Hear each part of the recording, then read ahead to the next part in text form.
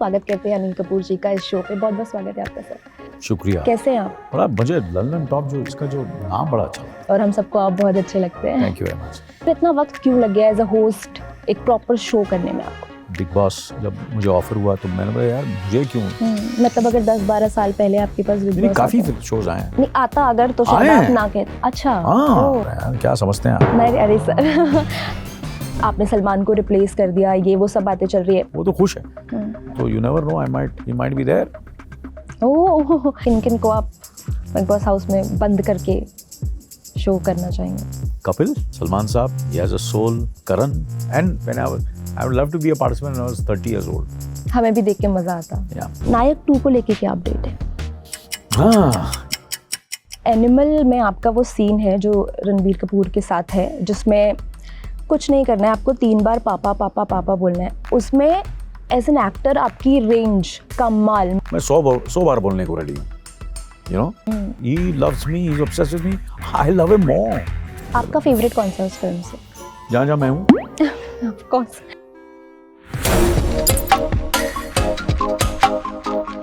नमस्कार, मैं हूँ गरिमा, आप देख रहे हैं लंदन टॉप सिनेमा। और बिग बॉस OTT शुरू होने वाला है, तीसरा सीज़न इसका। मुझे लगा घर के अंदर तो नहीं जा सकती हूँ, लेकिन जो शो के नए होस्ट हैं उनसे बातचीत तो ज़रूर कर सकती हूँ। तो चलिए स्वागत करते हैं अनिल कपूर जी का इस शो पे। बहुत बहुत स्वागत है आपका सर। शुक्रिया। कैसे हैं आप? बड़ा मुझे लंदन टॉप जो इसका जो नाम बड़ा अच्छा लगता है। हाँ, थैंक यू सो मच। और हम सबको आप बहुत अच्छे लगते हैं। Thank you very much. Sir, मैं ये समझना चाहती हूँ आपसे कि जैसे जहाँ आज सेलेब्स पहुँचे हैं, आप वहाँ बहुत पहले से हैं। मतलब 2013 में 24 से आपने OTT पे डेब्यू कर लिया था। स्लम डॉग मिलियनेयर में आप होस्ट बने थे, फैमिली गाय में आप होस्ट बने थे। फिर इतना वक्त क्यों लग गया एज अ होस्ट एक प्रॉपर शो करने में आपको? इसी क्या होता है, ये सब चीज़ें प्लान नहीं होती हैं। वो आपकी मुकद्दर, आपके यूनिवर्स है। कब क्या पता क्या कब होने वाला है। तो उस वक्त जब सही टाइम होता है तो सही चीज़ें आपके पास आती हैं और आप दोनों हाथों से उन चीज़ को अपनी शिद्दत, अपनी you try to do it as true as honest as possible, और आप दिल से करना चाहते हैं। और वो बिग बॉस जब मुझे ऑफ़र हुआ तो मैंने बोला यार मुझे क्यों आप एंड सब चीज़ें मैंने देखी और मैंने बोला कभी मैंने ये किया नहीं है, तो करते हैं इसको, देखते हैं क्या होता। थोड़ा बहुत नॉन फिक्शनल मैंने किया है, थोड़ा सा आइडिया है मुझे, तो ऐसा भी नहीं है कि, और मुझे लगता है सही वक्त पर आया। यही 10 साल 12 साल पहले काफ़ी मेरे को ऐसे शोज़ ऑफ़र होते थे, पर मुझे लगा मैं there were various reason that they didn't happen and now it has happened, so let's hope for the best. मतलब अगर 10-12 साल पहले आपके पास बिग बॉस काफ़ी शोज़ आए हैं। नहीं आता अगर तो शायद आए आप हैं। ना कहते। अच्छा ओह, आए हैं। ऐसा क्या बोल रहे हैं यार, क्या समझते हैं आप? नहीं अरे सर तो जब इस बार आपके पास ये आया, और जैसा मैं बहुत जगह सुन भी रही हूँ कि आपने सलमान को रिप्लेस कर दिया, ये वो सब बातें चल रही है, क्या ये वर्ड आपको इरिटेट करता है? क्योंकि आप दो बहुत अलग पर्सनालिटीज़ हैं। दीदी वो क्या होता है कि अगर कोई मेरा अजीज़ नहीं होता और ऐसा होता तो मैं सलमान को बहुत अच्छी तरह जानता हूँ और हम दोस्त हैं, तो वो तो खुश है, जेन्युइनली खुश है। मैं ऐसे नहीं बोल रहा हूँ कि ये इंटरव्यू के लिए बोल रहा हूँ। मेरी बात हुई, उनसे बातचीत हुई है and you never no future में, you never know what's going to happen. But I think he's, at least I can assure you, and what I know about him, he's extremely happy. And उसने बोला कि कभी कुछ ऐसा हो तो देखना भैया, संभाल के रहना और देखना, उनको सबको संभालना और सही रखना उनको, ठीक करना अच्छी तरह प्यार से, और नहीं संभले तो मैं तो मालूम है तू संभाल ही लेगा, मगर ये भी याद रखना कि हम दोनों हैं, और बोल देना उनको कि हम दोनों आएंगे ठीक सही करने के लिए आपको। So that he has said, so you never know, he might be there. Oh all right. अच्छा सर, आपकी one of the massive hit films में से नायक है, और मुझे भी बहुत पसंद है। बार बार टीवी पे तो इतनी बार देखी है हमने वो फिल्म की, क्या ही कहें। उस पर खूब मीम्स भी बनते हैं। नायक 2 को लेके क्या अपडेट है? हाँ, इसी क्या है कि जितनी भी 2s और 3s और सीक्वल्स होती है ना, उसकी सबसे बहुत इम्पोर्टेंट चीज़ होती है कहानी। उसका क्या कहानी है, कौन उसको बना रहा है, क्या स्क्रिप्ट है, तो वो मेरे लिए बहुत ज़रूरी है सब चीज़ें।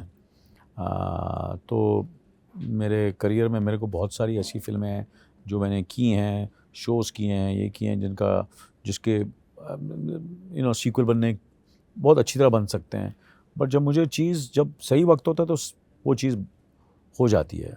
मैं फोर्स नहीं करता हूँ किसी चीज़ के लिए। It has to happen in the best way and it will happen when the time is right. इसका जो इंटरव्यू वाला सीन है, आप हैं, अमरीश पुरी साहब हैं, और उसके अलावा सौरभ शुक्ला जो है वो चप्पल दिखाते हैं, उसमें गोबर लगा हुआ है, फिर परेश रावल सामने से बोलते हैं गोबर लगा है, दिख रहा है नीचे का, one of the great scenes. और आज के टाइम पे भी वो, मतलब आज के टाइम पे उसको पॉलिटिकल रेलेवेंस भी देखा जाता है उसका। I think that's the reason कि आज तक वो फिल्म रेलेवेंट है और आज तक देखते हैं फिल्म को। तो जब आप देखते हैं ना ऐसे मीम्स, तो आपको लगता है कि यार क्या काम किया है मैंने? नहीं, ऐसा नहीं सोचता अपने आप। हाँ, मैं अपनी आज भी रेलेवेंट है। मैं अगली फिल्म में बिजी रहता हूँ, तो ये सब चीज़ों को इतना ज़्यादा मैं देखता हूँ और I have an amused smile on my face and I feel happy and then I am next day मैं किसी और फिल्म की शूटिंग करता रहता हूँ और मैं यही प्रार्थना करता हूँ और आई होप दैट 5 साल 10 साल के बाद जो फिल्म के लिए मैं काम कर रहा हूँ उसके मीम्स बने। आपने बहुत सारे तरह के काम किए, मीम्स बने, लोग उसको देखें, the film is relevant, you know. So I am very fortunate that I've done a lot of work thanks to the team and the co-stars and actors I have, which have stood the test of time. Sir, animal में आपका वो scene है जो रणबीर कपूर के साथ है, जिसमें कुछ नहीं करना है, आपको 3 बार पापा पापा पापा बोलना है। उसमें एज एन एक्टर आपकी रेंज कमाल, मतलब उस सीन को कितनी भी बार देखा जा सकता है। जब तीसरी बार आप पापा बोलते हैं, आप बॉडी से कुछ नहीं बोल रहे हैं, आप सिर्फ आंखों से बात कर रहे हैं उस सीन में, क्या चल रहा था उस समय दिमाग में जब वो सीन शूट हो रहा था? बड़ा अच्छा सवाल किया। बहुत उस सीन पे काफ़ी it was a you know one of the difficult scenes of my which was and hats off to मांगा साहब जिन्होंने ये सीन लिखा और कंसीव किया, और उसे जब उन्होंने मुझे सीन सुनाया तो ऑब्वियसली काफ़ी उसमें सोच विचार हुआ, काफ़ी डिस्कशंस हुई एंड देन उसको शूट करना शुरू किया हमने एंड या इट वाज काफ़ी चीज़ें सोच रहा था मैं उस वक्त। क्या चल रहा था दिमाग में, प्लीज़ बताइए, क्या चल रहा था दिमाग में? देखिए, बहुत सारी चीज़ें चल रही थी क्योंकि देखो मुझे लग रहा था कि यार ये मैं बेटे से इतना प्यार करता हूँ और जो मेरा बेटा है क्या हो गया उसको, वो क्यों ऐसा कर रहा है, उसके हिसाब से मैंने उसको वक्त नहीं दिया और मैंने तो बहुत वक्त दिया उसको। वो समझ रहा मैंने वक्त नहीं दिया, मैंने तो बहुत वक्त किया। ये जो कुछ भी है आज, और तू इतनी चीज़ें हैं कर रहा है, you taking law in your own hands आप और एंड तो मेरा हमेशा ये होता, बाप की यही कुछ भी हो, देखो आप कितनी चीज़ें होती हैं जो आपकी औलाद होती है वो गलत चीज़ें करते हैं कभी, तो but for you your son is your son and you are ready to do anything possible कि यार मैं ये करके अगर ये खुश है, ये चाहता है कि मैं ऐसा बोलूं, और अगर मैं ऐसा बोलूं तो ये थोड़ा चेंज हो जाए एंड ये सही रास्ते पे जाए तो मेरे लिए बहुत अच्छी बात होगी। वो मुझे बोल रहा पापा बोलने, तू पापा एक बार क्या बोला, 2 बार बोला, मैं 100 बार बोलने को रेडी हूँ, बट तू आप as a son I want you to change, to become a better you can do everything, you love me, you're obsessed with me, but there are other ways of showing your love and obsession, so that's what was going on my mind and I was ready to do anything because I love my son so much. The more he loves me, he's obsessed with me, I love him more. मैं उसके लिए कुछ भी करने को ready हूँ, उस वक्त वो समझ रहा मैंने टाइम दिया और मैं तो अपनी ड्यूटीज़ निभा रहा था। मैंने इतना काम किया, मेहनत किया, पूरी फैमिली को मैं संभाल रहा हूँ, ये घर है, ये सब कुछ है, ये सब तेरे लिए है ना, am I right or wrong? आप लोगों के लिए, तेरे लिए, और तू समझ ही नहीं रहा। तो पापा एक बार क्या, मैं 4 बार बोलने को रेडी हूँ। सर, एज एन एक्टर कितना मुश्किल होता है इस तरह के सीन्स करना जिसमें आपको सिर्फ नज़रों से बात करनी होती है, आप अपनी बॉडी का इस्तेमाल उतना नहीं, ये सब चीज़ें चल रही होती हैं एंड आपका डायरेक्टर अच्छा हो और आपका को एक्टर कि आप किसके साथ काम, रणबीर के साथ काम करा, उसकी आंखों में देखता था और कहीं ना कहीं मेरी हमने अपने personal relationships with our respective, me with my son, me with my father, he with his son, with his father. So all these things, dynamics we discussed, and discussed with Vanga also. And we try to get that personal emotion, and not that we have done this in our real life, but वो कहीं ना कहीं ये सब चीज़ें काम आती हैं when you're emoting and trying to do the scene. And the director is the person, the cameraman, the writing, and how well it is captured, how the script is moving, जिस वक्त वो सीन आता है वो hold करेगा नहीं हो रहा है, ये सब चीज़ें कभी कभी आप बहुत ज़बरदस्त सीन करते हैं हमारे फिल्म के अंदर, उस वक्त आपको अच्छा लगता है पर फिल्म में होल्ड ही नहीं करता. So I am happy that people love the scene and people can see it again and again. And वो तो एक ही सीन है, उसके सब सीन बहुत लोगों को बहुत पसंद आया. आपका फेवरेट कौन सा है उस फिल्म से? मेरा फेवरेट सीन एनिमल में जहाँ जहाँ मैं हूँ. Of course. और जो सबसे ज़्यादा मुश्किल हुई हो जो सीन करने में आपको? हाँ जी. जो सीन करने में आपको सबसे ज़्यादा मुश्किल हुई हो? जो सीन करने में आपको सबसे ज़्यादा मुश्किल हुई हो? यही सीन था. अच्छा. ये सीन काफ़ी मुश्किल था मेरे लिए. और एक और सीन बड़ा मुश्किल था जहाँ वो बिना कपड़े के रणबीर का जो किरदार गार्डन में चल रहा है. तो as a father how do I handle this situation. फिर एक इतना सा ये लड़का है, पढ़ा लिखा है, समझदार है, बच्चे हैं, बीवी है, और ये ऐसे, और मुझे ना उसके कान पकड़ के धप्पड़ मार के उसको घर ले जाता हूँ. I have to be very careful. Script की डिमांड्स क्या है, फिर जाके मुझे उससे कवर करना है, फिर उसको लेके जाना है. And how do I do it? Am I making sense? How do I make it look real? How do I make it कि ऑडियंस देखे और हंसे नहीं? Am I right? There is a possibility people can start laughing ना. ये हो क्या रहा है? How do I convince myself? So the way it was shot, the way it was presented, the way it comes, it holds. किया मैंने. That was difficult. आप difficult चीज़ों की बात कर रहे हैं तो मुझे लगता है आधी दुनिया को ये पता भी नहीं होगा कि हम 5 जो फिल्म आई थी उसकी कास्टिंग आपने की थी. वो पहली ऐसी फिल्म थी जिसमें एज एन कास्टिंग डायरेक्टर आपको क्रेडिट मिला था. मिथुन जी, नसीर सर, अमरीश साहब, इन सबको साथ लाना कितना मुश्किल था? कैसे ये कास्टिंग की आपने? नहीं, इसमें सिर्फ मेरा ही नहीं, मेरे पिताजी जिन्होंने फिल्म उनकी गुडविल बहुत ज़बरदस्त थी.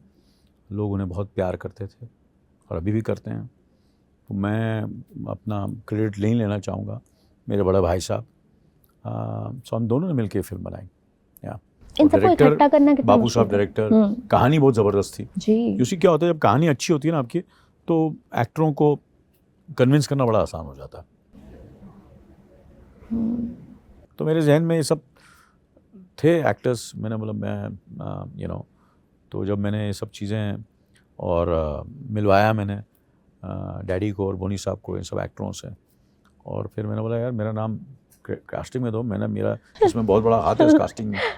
आप तो कोई और एक्टर को चाह रहे थे, अब इसको कास्ट कर रहे. इसका मैंने तो I should I am happy that I got the credit of the casting director of the film, because उसकी कास्टिंग में मेरा बहुत बड़ा हाथ था.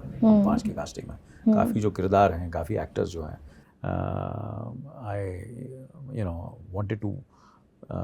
wanted them to be part of my father's film. Sir जैसे अभी ना सीक्वल का बहुत दौर चल रहा है. हर तरह की फिल्मों के, पुरानी फिल्मों के सीक्वल बन रहे हैं क्योंकि लोग उन्हें प्यार भी बहुत करें. अगर कोई एक फिल्म आपको अपनी फिल्मोग्राफी में से जिसका आप चाहते हैं कि सीक्वल बने या अगला पार्ट आए, तो वो ऐसी कौन सी फिल्म? मैं नहीं सोचता ऐसा. कभी दिमाग में नहीं आया?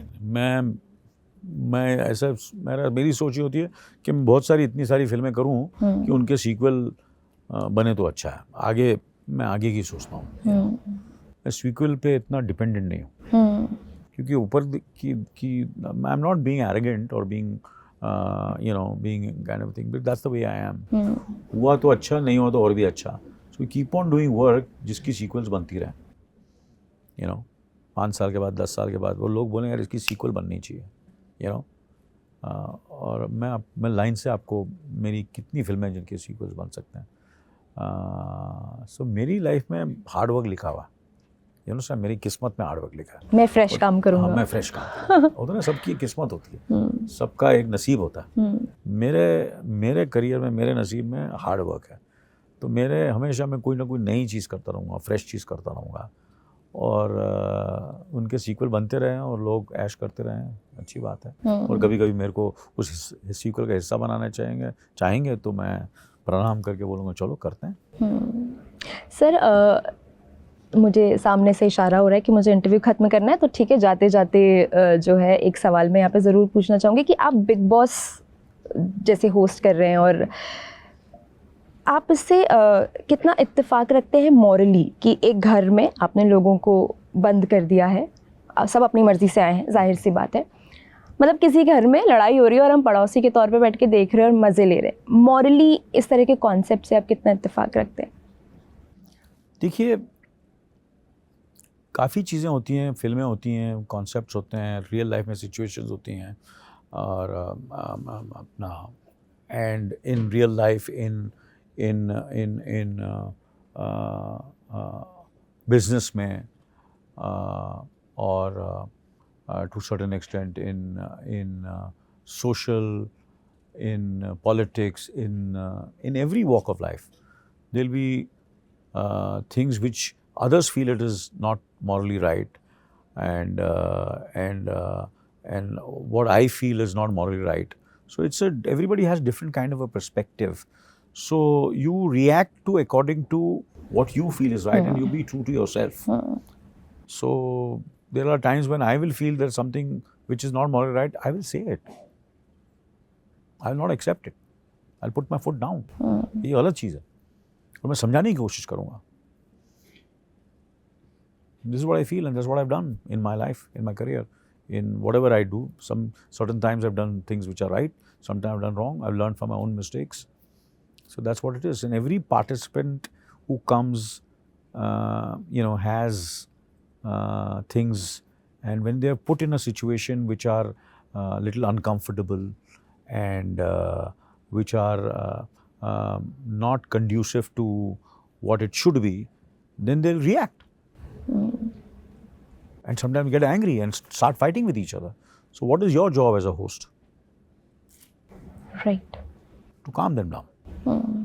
To make them understand. Be fair, be firm. Be true to yourself. And tell them not to lie to themselves. Don't be, be honest. Be truthful. Don't unnecessarily do that. So I'll do my best and use, जिनको जो मुझसे ले सकें तो वो लें. मेरे जो लाइफ के एक्सपीरियंसेस, जो मैंने करियर में, लाइफ में जो कुछ सीखा है, और जो अप्स एंड डाउन्स मेरे करियर में हुए हैं, लाइफ में हुए हैं, जो मैंने गलतियां की हैं, क्या वो गलतियां ना करें. Sir, I will try my best to reach out to them and try to be nice to them, love them, protect them, understand them, right. laugh with them, Right. Smile with them, cry with them. Yeah. I'll do everything. Whatever comes naturally, I'll be very true to myself. Let's see. बहुत छोटे छोटे 2 सवाल मैं साथ में club कर लेती हूँ. अगर आपको बिग बॉस हाउस के अंदर जाने का मौका मिलता कभी, तो क्या आप जाते? और अगर आपको ये कहा जाए कि बॉलीवुड में से उन लोगों को चुने जिन्हें आप एक साथ बिग बॉस हाउस के अंदर डालना क्या होता, मैं कभी ऐसा सोचता नहीं कि जाने का मौका मिले. Why should I? मैं जब होगा तो ऐसा सिचुएशन आएगी. But definitely if I was when I started my life और मुझे ऐसा मौका मिलता, डेफिनेटली जाता मैं. I have gone through worst situations than being in Bigg Boss. Worst, ये तो कुछ भी नहीं है. मैं ज़्यादा रोमांटिसाइज नहीं करना चाहता, but I have been in a situation which is ये तो फिर भी इट्स लाइक एयर कंडीशन है, 5 स्टार है, खाना पीना सब मिल रहा है, कपड़े अच्छे पहन रहे हैं. आपकी जनरेशन को ऐसा लगता होगा कि ये ऐसा हो रहा है. आपको पता ही नहीं लोगों के साथ क्या क्या बीतती है, क्या सिचुएशन है, कितनी गरीबी है, कितने दुख हैं लाइफ में. All these things are there. So I will make them understand. और दूसरा सवाल, किन किन को आप बिग बॉस हाउस में बंद करके शो करना चाहेंगे? किन लोगों को? किन सेलिब्रिटीज को या अपने मित्रों को? I would like to have a lot of fun and take all the people who can be, you know, humorous, happy. कौन कौन, कोई नाम अगर आप you know, लेना चाहें? Kapil is a very Kapil Sharma. Kapil, yeah, he's very, you know, he has a soul. Salman Saab, he has a soul, and Karan, and he's a very talented. Usually has a lot of understanding of, and they've been great hosts. So why not all of us, you know, and be participants? You know, why not? All right. And when I would love to be a participant when I was 30 years old. When I was younger, and I would love to experience this whole thing. Yeah. हमें भी देख के मज़ा आता. Yeah. All right, thank you so much sir. उम्मीद है कभी भविष्य में एक बार फिर साथ बैठ के इत्मीनान से बात करने का मौका मिलेगा. पर अभी के लिए इतना ही. आपको ये इंटरव्यू कैसा लगा आप कमेंट करके ज़रूर बताइएगा. खुश रहिए, स्वस्थ रहिए, देखते रहिए ललन टॉप सिनेमा. शुक्रिया.